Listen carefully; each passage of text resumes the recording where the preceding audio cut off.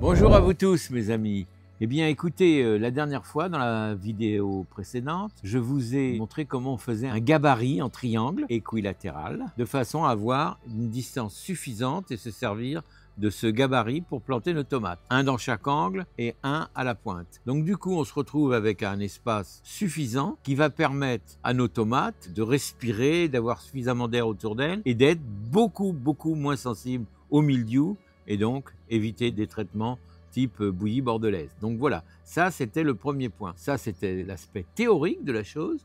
Maintenant on va aller à l'aspect pratique. On va aller sur le terrain et on va les planter et je vais vous montrer comment je procède et je vous invite à en faire autant bien sûr. Une fois sur le terrain, je vais ameublir le sol aux endroits où je vais planter. Pourquoi? Parce qu'une croûte s'est formée. J'ai mis les tomates à l'extérieur pour qu'elles s'endurcissent un peu. Aujourd'hui, une dizaine de jours après, je pense que c'est bon.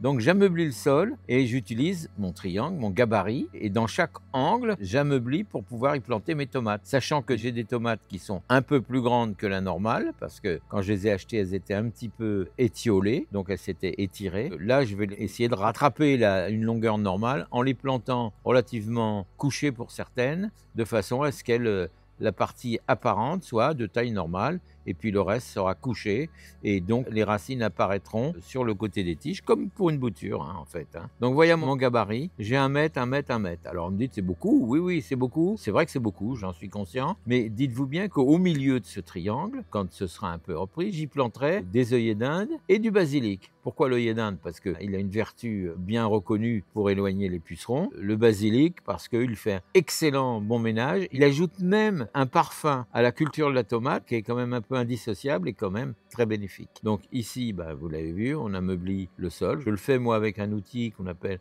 un serre-fouette, mais ça peut être fait avec différents outils. Le sol est déjà relativement mou, mais il n'a pas été paillé avant. Et ça, je regrette parce que si on paille le sol avant, il reste beaucoup plus souple. Bon, je ne l'ai pas fait. Alors, j'ai rien mis dans les trous de tomates parce que beaucoup disent je mets de ceci, je mets de cela avant de planter. Moi, je mets rien.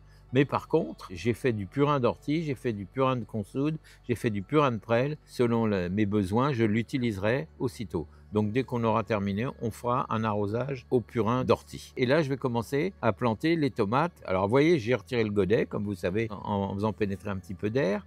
Et puis là, je vais le mettre dans le trou que j'ai préparé. Alors j'ai pas besoin d'ameublir tout autour, j'ai ameubli uniquement dans les angles où je vais avoir besoin de ça. Une fois que ma tomate est plantée là, je vais la recouvrir. Première opération, ça va être de reboucher les trous, faire en sorte qu'elle soit plantée correctement. Et puis après, on passera au tuteurage et à l'arrosage. Et enfin au paillage. Donc j'ai des tuteurs, c'est des tuteurs de l'an passé, ce sont des tuteurs torsadés. Donc théoriquement, la tomate est censée s'enrouler toute seule dessus, ce qui n'est pas toujours le cas d'ailleurs, mais on peut mettre un petit lien pour la guider, c'est ce qu'on fera. Alors quand on met ce type de tuteur, après on va faire en sorte que tous ces tuteurs restent solidaires. Pour qu'ils restent solidaires, il y a des petits trous dans le haut des tuteurs. Donc on va passer dedans une ficelle, un câble, enfin ce que vous avez, qui rentre dans le trou bien sûr. On va le tendre pour que l'ensemble reste bien solidaire, sachant que ces câbles-là serviront aussi aux tomates. Quand elles auront grimpé tout au long du tuteur, elles auront peut-être besoin de courir un petit peu à la verticale ou à l'horizontale. Et bien là, on aura ce qu'il faut pour le faire. Moi, j'ai une réserve d'eau dans laquelle je puise l'eau de pluie pour arroser. Donc ça, c'est important. On va tout arroser dès qu'on aura terminé la plantation, les tuteurs et les fils solidaires. Voilà, ça c'est l'arrosage. Ce câble-là, vous voyez, les tuteurs sont devenus solitaires.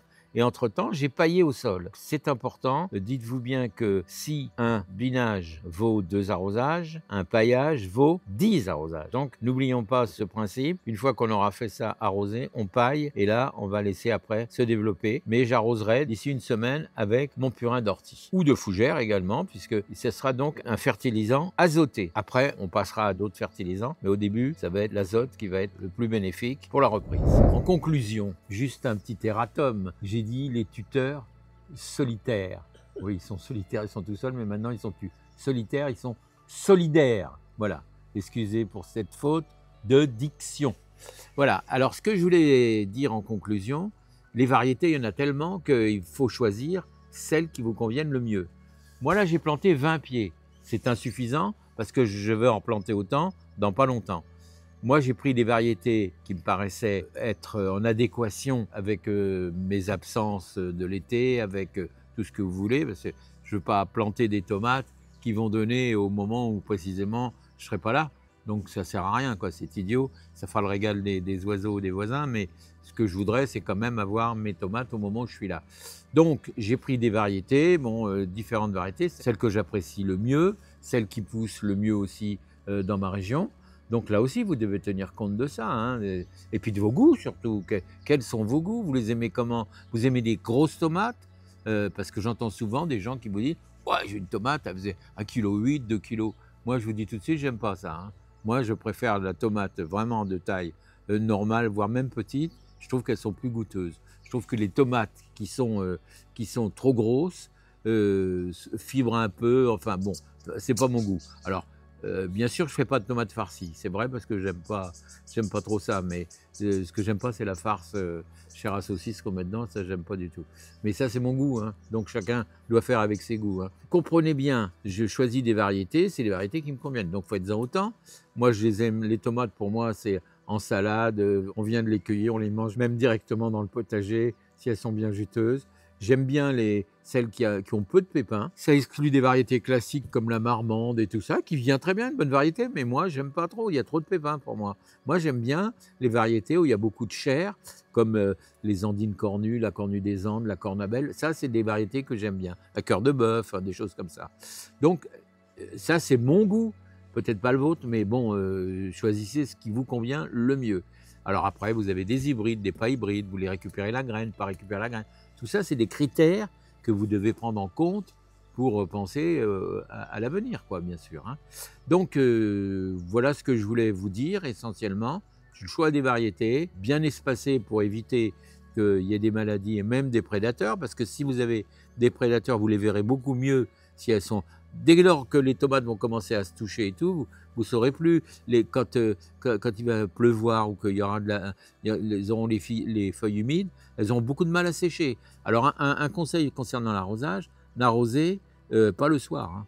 N'arrosez pas le soir sur les feuilles, parce que là, vous allez avoir de l'humidité toute la nuit, hein. Alors là, le mildiou, pour se développer, il n'y a rien de tel. Alors on dit toujours c'est mieux le soir, parce qu'en effet, ça ne va pas s'évaporer. Mais c'est bien le problème, c'est-à-dire que vaut mieux arroser le matin, parce que même si vous mouillez les feuilles le matin, eh ben 3 heures après, c'est sec, hein. Donc ça va. Mais si vous laissez de l'eau pendant 8 heures sur les feuilles de tomates, dites-vous que vous augmentez les risques de maladie. C'est sur quoi je voulais vous mettre en garde. J'espère que tout est clair. S'il y a des questions concernant évidemment cette vidéo, vous faites vos commentaires, vous posez des questions, et moi, je m'engage à vous y répondre comme d'habitude. Donc je vous souhaite beaucoup de courage, beaucoup de réussite. Et en attendant, je vous dis, jardinez bien et à bientôt mes amis.